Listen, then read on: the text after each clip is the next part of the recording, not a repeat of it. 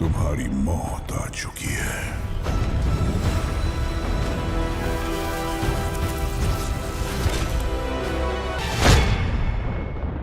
Thanos एक ऐसा villain जिसका नाम सुनते ही काफी बड़े बड़े हीरोज के कदम टगमगा जाते हैं। हीरोज से ज्यादा जिस विलेन को देखने के लिए सभी लोग इन्फिनिटी वॉर के लिए बेताब थे, जिस विलेन के अपीयरेंस ने एमसीयू को एक अलग ही लेवल तक पहुंचा दिया।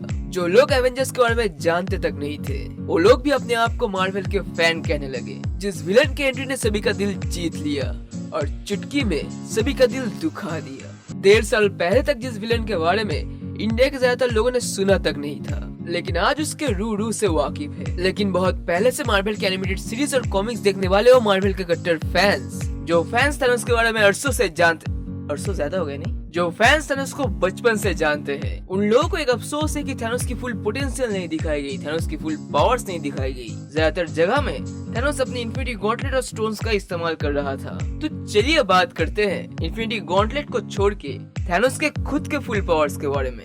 वैसे सर्दी जुकाम की वजह से मेरी वॉइस की हालत थोड़ी सी खराब है, लेकिन मैं अपनी पूरी कोशिश करूंगा अपनी वॉइस को नॉर्मल रखने की। और अगर फिर भी कहीं पे मेरी वॉइस अगर थोड़ी सी वियर्ड लगे तो माफ कर दीजिएगा। तो बिना किसी हिचकिचाहट के शुरू करते हैं आज की वीडियो।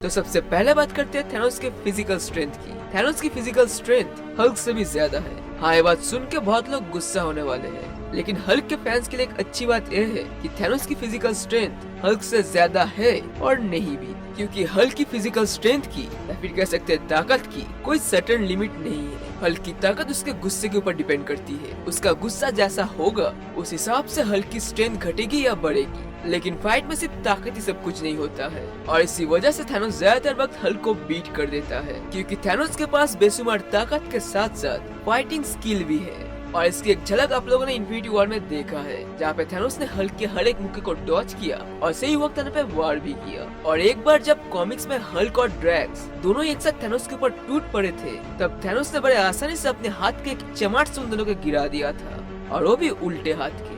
वैसे कॉमिक्स में ड्रैक्स द डिस्ट्रॉयर काफी ज्यादा ताकतवर है, जिसे स्पेशली थैनोस को मारने के लिए क्रिएट किया गया था। और फिर जब इन्फिनिटी कॉमिक्स में थैनोस अपने बेटे थेन को ढूंढने के लिए पृथ्वी पे आया था और उसे कैद कर लिया था, तब हल्क ने अपने एक फुल्ली कवर्ड आर्मर के साथ थैनोस के ऊपर हमला किया था। लेकिन तब भी थैनोस बस अपने एक ही बार में हल्क को गिरा दिया था, और इतना कि बाकी एवेंजर्स और कैप्टन मार्वल मिलके भी थैनोस को रोक नहीं पा रहे थे। आखिर में एबेनिमो के गद्दारी की वजह से थेन आजाद हुआ और उसने थैनोस को कैद कर दिया। लेकिन चिंता मत कीजिए, ये सब बेइज्जती सिर्फ हल्क को ही सहना नहीं पड़ता है। एक बार एक सुपर स्कल को भी थैनोस ने अपने एक ऐसे उल्टे हाथ के चमाट से हरा दिया था, और वो भी सुपर स्कल को। और इन सब से आपको थैनोस की फिजिकल स्ट्रेंथ और ताकत के बारे में अंदाजा लग ही गया होगा।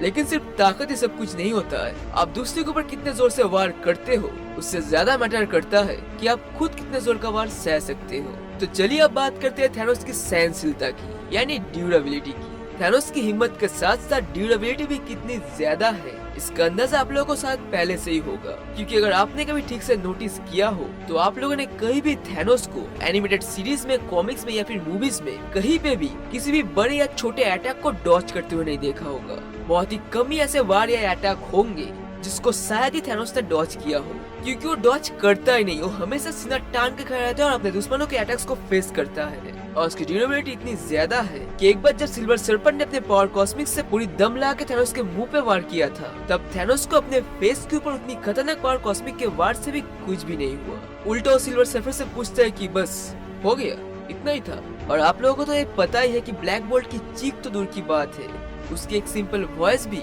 अच्छे लोगों को खत्म कर सकता है, और एक जोरदार चीख बड़े बड़े म्यूटेंट्स को भाप बना सकता है।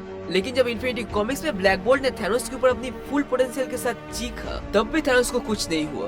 ब्लैक बोल्ट चीखता रहा और थैनोस सहता रहा। और एक्चुअली ब्लैक बोल्ट को भी ये बात पता थी, उसका मकसद था सिर्फ थैनोस को उलझाए रखना और ट्रेजन बॉम्ब को ब्लास्ट करवाना। और थैनोस की ड्यूरेबिलिटी की सबसे बड़ी प्रूफ है ब्लैक होल। क्योंकि थैनोस स्पेस के ब्लैक होल से भी सरवाइव करके निकल चुका है, और ब्लैक होल से जिंदा सरवाइव करके निकलना मार्वल के किसी आम सुपर हीरो या फिर विलन के बस की बात नहीं है। बहुत ही कम ऐसे कैरेक्टर्स है जो ब्लैक होल के तनाव को झेल के जिंदा वापस आ सकते हैं, जैसे सिल्वर सर्फर, और वो भी उसके स्किन के ऊपर लगी हुई सिल्वर मटेरियल की वजह से। और इतनी ड्यूरेबिलिटी के कारण थैनोस किसी अटैक को डॉज नहीं करता, लेकिन इसका मतलब ये नहीं है कि थैनोस डॉज नहीं कर सकता। ना मुन्ना ना, ये मत समझना कि थैनोस फुर्तीला नहीं है और उसकी रिफ्लेक्शंस क्विक नहीं है। थैनोस काफी फुर्तीला और फास्ट है, इसलिए तो उसकी फाइटिंग स्किल इतनी अच्छी है और उसकी रिफ्लेक्शंस भी क्विक है। और थैनोस की नेक्स्ट पावर है एनर्जी मैनिपुलेशन। थैनोस अपने बॉडी के किसी भी पार्ट से एनर्जी को मैनिपुलेट करके एक एनर्जी ब्लास्ट छोड़ सकता है। हाँ, सही सुना आपने, किसी भी पार्ट से। आप जो सोचे वो मैं नहीं सोच रहा। और एनर्जी ब्लास्ट काफी पावरफुल है, जिसका इस्तेमाल करके उसने एक बार अपने भाई स्टार फॉक्स का हाथ उड़ा दिया था। हाथ नहीं, स्टार फॉक्स का कुछ और उड़ाना चाहिए, हाथ से ज्यादा कुछ और चलता है उसका। #कार्टून फिक्स संस्कारी है। और एक बार तो उस ब्लास्ट से गैलेक्टस का हेलमेट निकल गया था, जो पहले कभी नहीं हुआ, और तभी हमें पता चला कि गैलेक्टस टकला है। जोक्स अपार्ट गाइस, लेकिन ये कोई छोटी बात नहीं है। इससे गैलेक्टस काफी इरिटेट हुआ था। और थैनोस के पास कुछ टेलीपैथी पावर भी है, लेकिन वो अपनी इस पावर का ज्यादा इस्तेमाल नहीं करता, क्योंकि उसे इसकी जरूरत नहीं पड़ती। लेकिन फिर भी कॉमिक्स में कुछ ऐसे मोमेंट्स भी है जहाँ पर थैनोस ने अपनी इस टेलीपैथी पावर का इस्तेमाल किया है। जैसे एनालिसिस के इवेंट में थैनोस ने अपनी इस टेलीपैथी पावर का इस्तेमाल करके एनालिसिस के असली मकसद का पता लगा लिया था, और उसने अपनी इस टेलीपैथी पावर का इस्तेमाल एक बार ड्रैक्स पे भी किया था। और इन सभी पावर्स को छोड़ दिया जाए तो फिर भी थैनोस के पास कुछ ऐसे पावर्स है जो पावर्स थैनोस के नहीं है, लेकिन थैनोस के थ्रोन का है। थैनोस के पास जो थ्रोन है जिसके ऊपर थैनोस आराम से बैठा रहता है, वो थ्रोन सिर्फ आराम करने के लिए नहीं है। उस थ्रोन के जरिए थैनोस बहुत तेज भाग सकता है, उड़ सकता है, और उड़ने से मतलब है वो स्पेस में भी उड़ सकता है और डायमेंशन ट्रैवल भी कर सकता है। और सिर्फ इतना ही नहीं, इस थ्रोन के जरिए वो अपने आप को और किसी और को भी टेलीपोर्ट कर सकता है। और उसने एक बार एक्स-मैन के प्रोफेसर एक्स चार्ल्स जेवियर्स को टेलीपोर्ट करके अपने पास लाया था, जो कि खुद एक बहुत बड़े टेलीपैथ है। और थैनोस की उस थ्रोन की स्पीड बहुत ही ज्यादा है, और वक्त आने पे उस थ्रोन की ऊपरी फ्रेम से एक बहुत बड़ी लेजर ब्लास्ट निकलती है, जो सही वक्त पे थैनोस की काम आती है। तो आज के लिए बस इतना ही दोस्तों, थैंक्स फॉर वॉचिंग। और इवल हल्क के ओरिजिन में पूछे गए सवाल का जवाब है लायरा। वो क्वेश्चन थोड़ा सा ट्रिकी था, मैंने सिर्फ बहन कहा था, सौतेली या अपनी नहीं, और लायरा स्कार की सौतेली बहन है। और सही जवाब देने वाले पहले 5 व्यूअर्स है। और आज एक स्पेशल शॉट आउट जाता है सॉर्सरर सुप्रीम को।